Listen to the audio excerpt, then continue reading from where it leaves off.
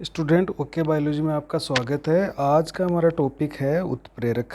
तो ये हमारे 6 नंबर जो चैप्टर है उसका अंतिम में टॉपिक है उत्प्रेरक। इसी के साथ हमारे जो 6 चैप्टर हैं वो पूरे हो जाएंगे साइंस के, और 6 चैप्टरों का हमने वीडियो बना लिए हैं। आप बाकी के वीडियो को देखने के लिए प्लेलिस्ट में जाकर कक्षा 10 विज्ञान आरबीएससी नाम से जो टॉपिक है उसमें आप बाकी के सभी जो 30-40 वीडियो हैं उनको देखकर आप जो 6 चैप्टर है उसका अध्ययन कर सकते हैं।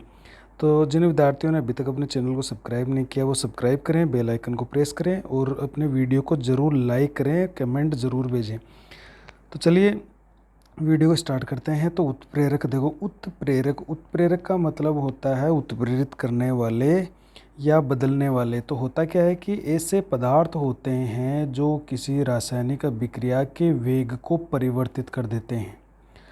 अब परिवर्तित करने का मतलब है या तो वो बढ़ा देंगे या घटा देंगे।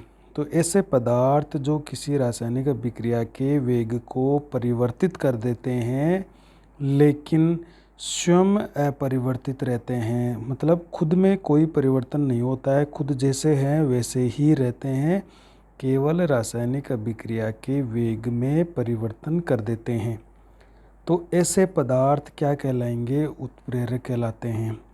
तो इन पदार्थों को हम क्या करते हैं, उस रासायनिक अभिक्रिया में ही डाल देते हैं, इनकी थोड़ी सी मात्रा को डाल देते हैं, जिससे अभिक्रिया को वेग हम बढ़ाना चाह रहे हैं तो बढ़ा देंगे, अगर हम कम करना चाहते हैं तो उसी हिसाब से उत्प्रेरक अभिक्रिया में उपयोग में ले जाता है। तो इसकी परिभाषा इंपॉर्टेंट है, इसको याद रखिए। उत्प्रेरक क्या होते हैं? तो ऐसे पदार्थ जो किसी रासायनिक अभिक्रिया के वेग को परिवर्तित कर देते हैं वो उत्प्रेरक कहलाते हैं। और इस घटना को, मतलब जो उत्प्रेरित करने की जो घटना है, वेग बदलने की जो घटना है, इस घटना को हम उत्प्रेरण कहते हैं। जैसे एक अपना अभिक्रिया देखते हैं KClO3, इसको हम कहते हैं पोटेशियम क्लोरेट। इसको जब हम गर्म करते हैं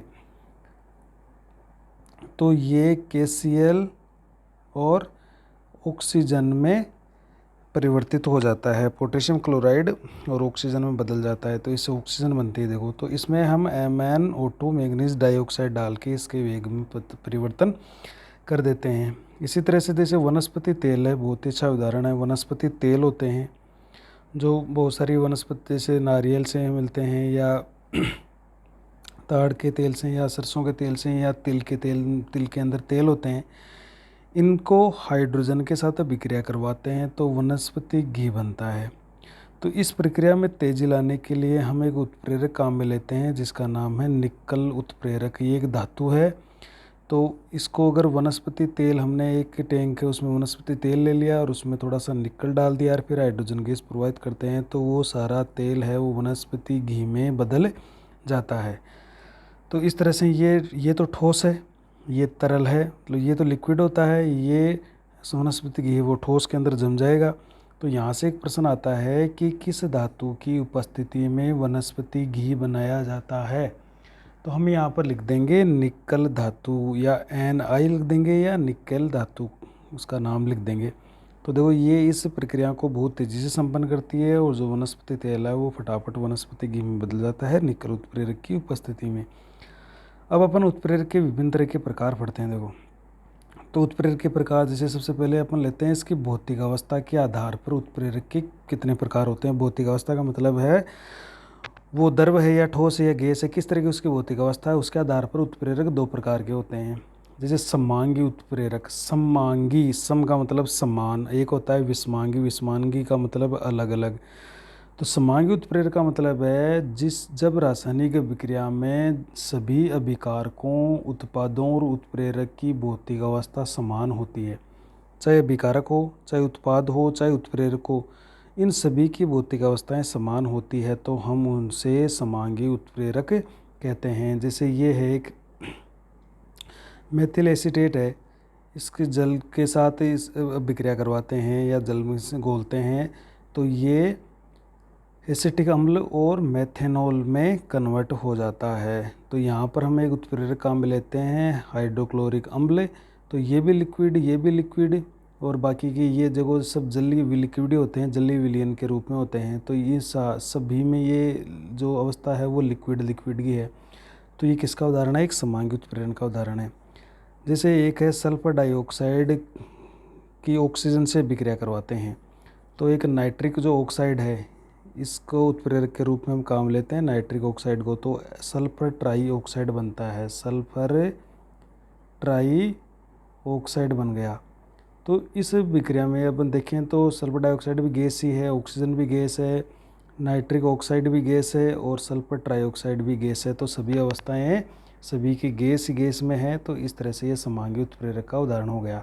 तो आप याद रखिएगा, जब अवस्था समान हो, भौतिक अवस्था समान हो सभी अभिकारकों की या उत्पादों और उत्प्रेरक की, तो वो समांगी उत्प्रेरक कहलाते हैं। इसी तरह से देखिए, जैसे विषमांगी उत्प्रेरक है, तो विषमांगी उत्प्रेरक हम क्या कह देंगे कि जब रासायनिक अभिक्रिया में अभिकारक हो या उत्प्रेरक हो उसकी भौतिक अवस्थाएं अलग अलग हों, अलग अलग हो, कोई ठोस हो, कोई गैस हो, कोई द्रवित अवस्था में हो। जैसे एक अमोनिया गैस का निर्माण कर रहे हैं अपन, तो अमोनिया गैस में नाइट्रोजन और हाइड्रोजन की अभिक्रिया करती है तो अमोनिया गैस बनती है। तो नाइट्रोजन गैस है, हाइड्रोजन भी गैस है, अमोनिया भी गैस है। लेकिन जो उत्प्रेरक काम में लेते हैं वो लोहा काम में लेते हैं, अपन ये लोहा ठोस के अंदर होता है, तो इसका मतलब है इनकी सभी की भौतिक अवस्थाएं समान नहीं है, तो ये विषमांगी उत्प्रेरक का उदाहरण हो जाता है। तो ये भी इम्पोर्टेंट, यहाँ पर एक प्रश्न आता है, यहाँ से भी एक प्रश्न आएगा कि अमोनिया निर्माण में कौन सी धातु का इस्तेमाल होता है, कौन सी धातु को उत्प्रेरक के रूप में काम में लेते हैं। तो हमें क्या लिखना है, आयरन या लोहा लिखना है। इसी तरह से जैसे वनस्पति तेल है, इसका हाइड्रोजनीकरण अभी हमने ऊपर देखा था, इसमें निकल उत्प्रेरक काम में लिया और वनस्पति घी बना लिया। तो वनस्पति तेल लिक्विड है, एल का मतलब लिक्विड, हाइड्रोजन है वो गैस है, वनस्पति घी वो ठोस है, निकल लेते हैं वो भी ठोस है।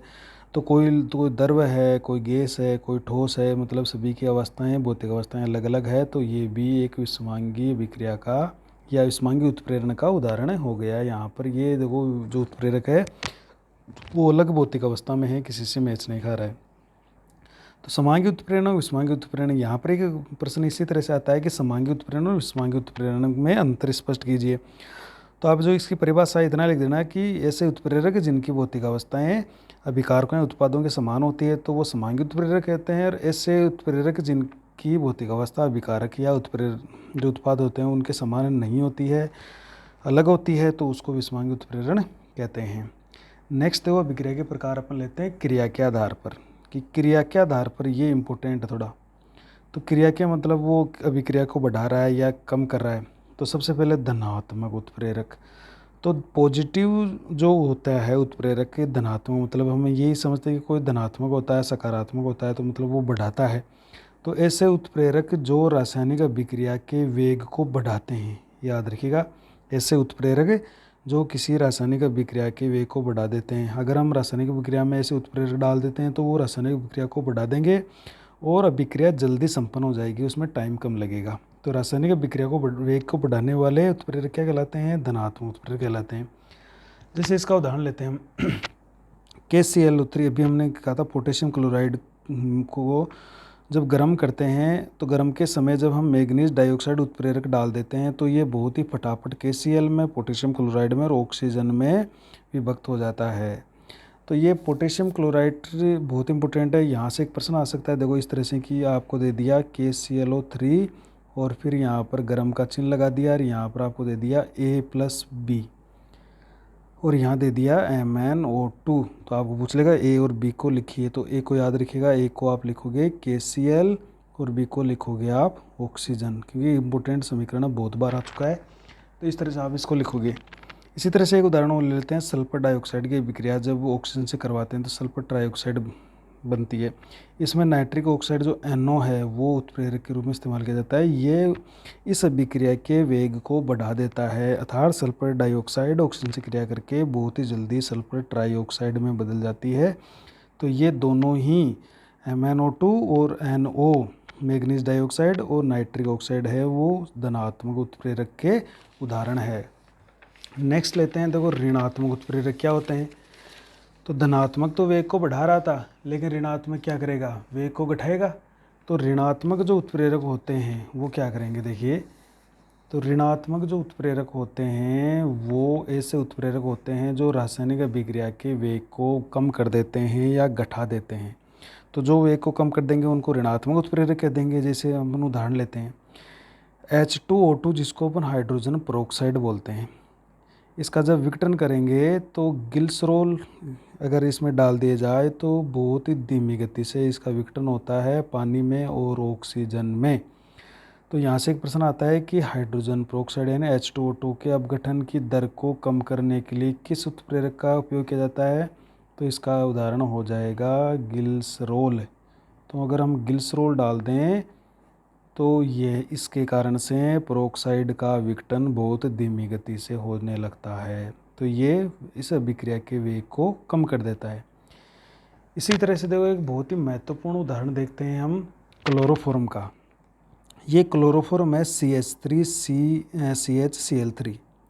इसको हम क्लोरोफॉर्म कहते हैं। ये जहरीला पदार्थ होता है और सूंघने पर नशीला पदार्थ भी होता है। तो कई जीवों को जब डिसेक्शन करते थे तो बेहोश करने में इसका इस्तेमाल किया जाता था। तो ये क्लोरोफॉर्म है CHCl3।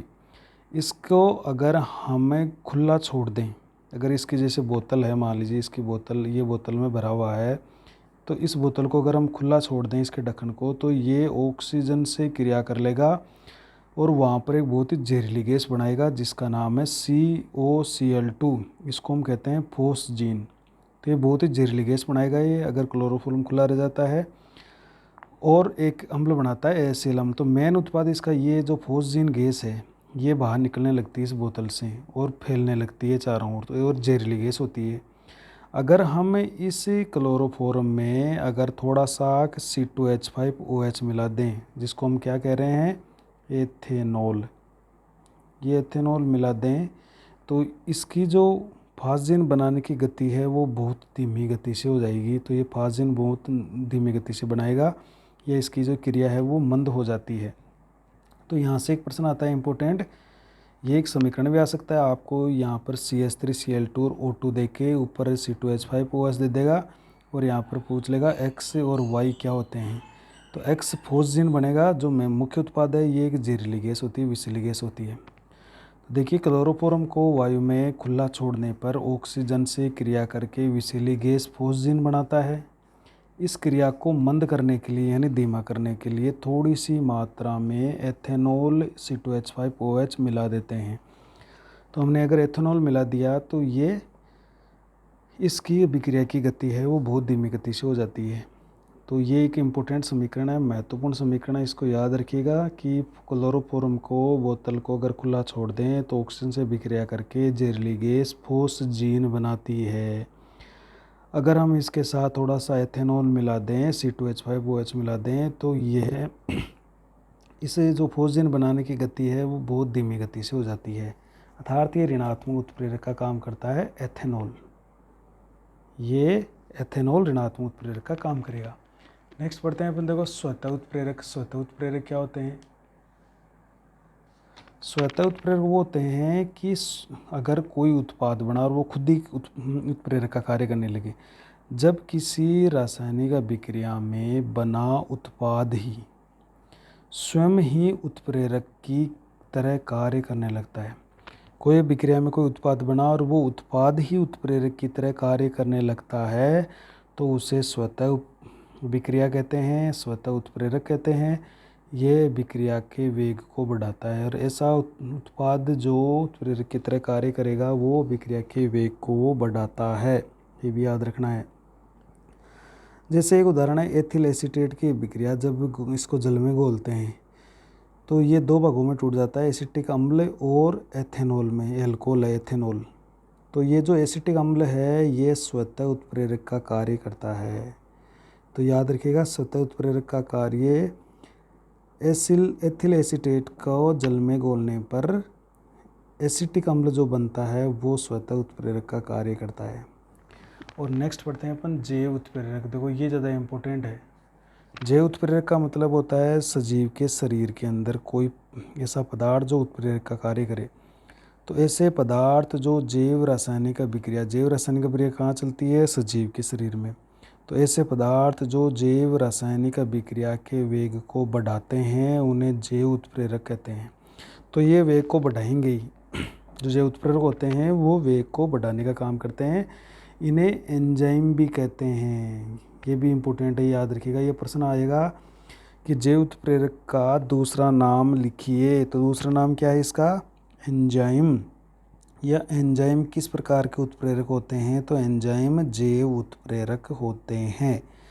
तो जो जैव रासायनिक अभिक्रियाओं को वेग को बढ़ाएंगे उनको अपन जैव उत्प्रेरक कह देंगे, और इन्हें हम एंजाइम भी कहते हैं। जैसे उदाहरण देख लेते हैं, यूरिया के अपघटन। ये यूरिया है वो सजीवों के शरीर में बनता है, जैसे मानव के शरीर में भी बनता है, कुछ अन्य जीवों के शरीर में भी बनता है। तो यूरिया के अपघटन के लिए यूरिएज एंजाइम जैव उत्प्रेरक की तरह काम करता है।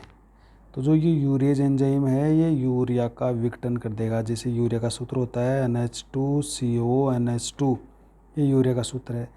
जैसे इसके जलीय माध्यम से इसकी क्रिया होती है तो यूरिएज एंजाइम इसको क्या करता है? अमोनिया गैस में और कार्बन डाइऑक्साइड में तोड़ देता है। तो इस जो यूरिएज एंजाइम होता है ये एक जैव उत्प्रेरक की तरह कार्य करता है।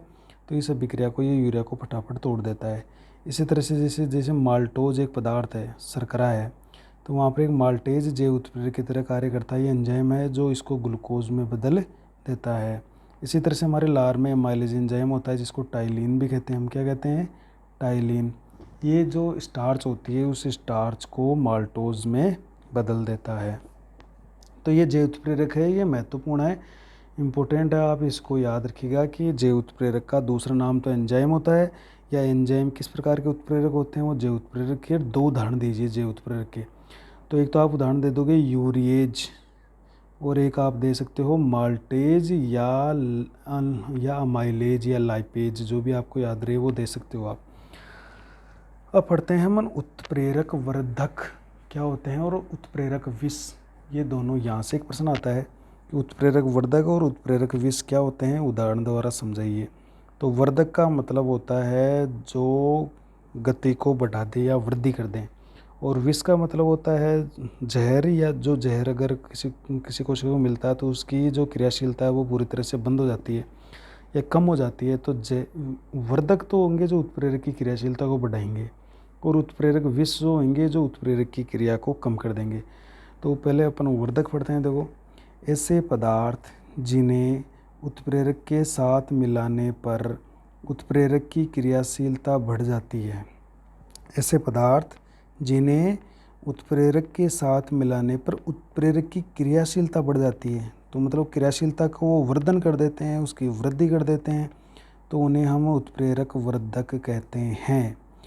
यानी जो मुख्य उत्प्रेरक होता है उसके साथ थोड़ा सा अपन वर्धक मिला दें तो उस उत्प्रेरक की क्रियाशीलता बहुत ज़्यादा बढ़ जाती है। जैसे उदाहरण लेते हैं अपन अमोनिया का निर्माण। ये अमोनिया का निर्माण हो रहा है, नाइट्रोजन और हाइड्रोजन मिलकर अमोनिया गैस बनाती है। यहाँ का जो मुख्य उत्प्रेरक है वो आयरन है, लोहा, लेकिन इसके साथ अगर हम मोलिब्डेनम मिला दें तो ये गति बहुत तेज़ी से बढ़ जाती है, अमोनिया निर्माण बहुत तेज़ी से होने लगता है। तो यहाँ पर उत्प्रेरक तो कौन है? आयरन, लोहा है, लेकिन यहाँ पर जो मोलिब्डेनम हमने डाला है वो उत्प्रेरक वर्धक की तरह काम करता है। तो यहाँ मोलिब्डेनम जो MO है वो Fe उत्प्रेरक की क्रियाशीलता को बढ़ाता है, यानी जो मोलिब्डेनम है वो उत्प्रेरक वर्धक का कार्य करता है। कौन करेगा? मोलिब्डेनम। इसी तरह से देखिए वनस्पति तेल का अपन हाइड्रोजनीकरण करते हैं तो वनस्पति घी प्राप्त होता है। इसमें हमें उत्प्रेरक काम में ले रहे थे, हम निकल काम में ले रहे थे, लेकिन निकल के साथ अगर थोड़ा सा कॉपर या तांबा का और मिला दें, को तांबे का टुकड़ा डाल दें उसमें, तो ये क्रिया बहुत तेज़ी से संपन्न होती है, और भी तेज़ी से संपन्न होगी। तो यहाँ पर मुख्य उत्प्रेरक तो निकल था, अब निकल की जो क्रियाशीलता बढ़ा रहा है वो कौन है? कॉपर है। तो इस कारण यहाँ पर जो कॉपर है Cu वो उत्प्रेरक वर्धक की तरह कार्य करता है। तो आपको याद रखेगा वनस्पति तेल से घी के निर्माण में निकल मुख्य उत्प्रेरक होता है और कॉपर उसके वर्धक का काम करता है। अब पढ़ते हैं उत्प्रेरक विष। देखो ये तो जहर होते हैं, तो जहर तो ये कम ही कर देंगे क्रियाशीलता को। तो ऐसे पदार्थ जिन्हें उत्प्रेरक के साथ मिलाने पर उत्प्रेरक की क्रियाशीलता कम हो जाती है, ये महत्वपूर्ण बात है, क्योंकि विष है, जहर की तरह काम करेंगे, तो इसको जैसे उत्प्रेरक के साथ मिला देंगे ये उसकी क्रियाशीलता को बिल्कुल कम कर देंगे, उन्हें उत्प्रेरक विष कहते हैं। जैसे अमोनिया का निर्माण में देखो, अमोनिया के निर्माण में हम कह रहे हैं कि Fe लोहा इसका उत्प्रेरक है। अगर हमें मोलिब्डेनम की जगह कार्बन मोनोऑक्साइड मिला दें तो ये अमोनिया गैस बनना बंद हो जाएगी, क्योंकि ये जो कार्बन मोनोऑक्साइड है CO, ये उत्प्रेरक विष का कार्य करता है जो Fe की क्रियाशीलता को कम कर देता है। तो देखो Fe की जो लोहा है उत्प्रेरक है, उसकी क्रियाशीलता को ये बिल्कुल कम कर देगा, क्योंकि जो मोनोऑक्साइड होती है कार्बन मोनोऑक्साइड वो उत्प्रेरक विष की तरह काम करता है। तो यहाँ पर प्रश्न क्या आता है कि उत्प्रेरक वर्धक का क्या होते हैं, इसका एक उदाहरण दीजिए। तो आप चाहिए वनस्पति तेल वाला उदाहरण याद कर लो, चाहे अमोनिया की गैस का निर्माण हो वाला। तो सबसे सरल तो ये आपके लिए रहेगा वनस्पति तेल, हाइड्रोजन, निकल के साथ कॉपर, क्योंकि दोनों धातुएं हैं तो अपने कॉपर ले लिया, तो ये वर्धक की तरह काम करेगा। निकल के लिए कॉपर वर्धक की तरह काम करेगा। अमोनिया निर्माण में लोहे के लिए मोलिब्डेनम वर्धक की तरह काम करेगा। और दोनों को इसके विष का एक उदाहरण हो जाएगा जो ऊपर वाला। यहाँ पर हम अपन आयरन की जगह कार्बन मोनोऑक्साइड ले लें तो फिर ये वर्धक की जगह विष का काम करने लगती है, क्योंकि कार्बन मोनोऑक्साइड तो वैसे ही प्रदूषक होती है, तो ये जहर का काम करेगी। तो यहाँ पर प्रश्न आता है कि उत्प्रेरक वर्धक व उत्प्रेरक विष को समझाइए या उत्प्रेरक वर्धक या उत्प्रेरक विष में अंतर लिखिए। तो आपका परिभाषा और एक एक उदाहरण का आप 2 अंतर आराम से लिख सकते हो।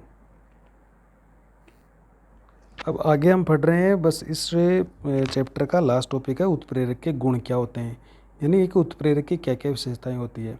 तो ये प्रमुख विशेषताएं हैं कि उत्प्रेरक रासायनिक अभिक्रिया के वेग को परिवर्तित कर देते हैं, ये इनकी पहली विशेषता है। और अभी हमने पढ़ा था इसकी परिभाषा भी यही है कि वे पदार्थ जो अभिक्रिया के वेग को परिवर्तित कर देते हैं उनको उत्प्रेरक कहते हैं। तो ये इसकी विशेषता हो गई।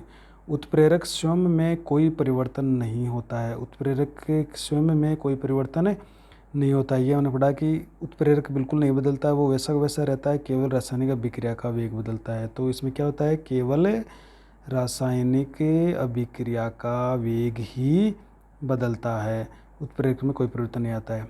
उत्प्रेरक देखो सूक्ष्म मात्रा में लिए जाते हैं, ये बहुत ज़्यादा मात्रा में नहीं ले जाते हैं वरना क्योंकि बाधक हो सकते हैं, तो ये बहुत ही कम मात्रा में उपयोग में ले जाते हैं। तो ये भी इनकी विशेषता है कि जब अभिक्रिया में उत्प्रेरक लेना होता है तो उसको सूक्ष्म मात्रा यानी कम मात्रा में ही उपयोग में लिया जाता है। चौथी विशेषता देखते हैं, देखो प्रत्येक अभिक्रिया के लिए एक विशिष्ट उत्प्रेरक होता है, मतलब एक अभिक्रिया के लिए एक विशिष्ट उत्प्रेरक है।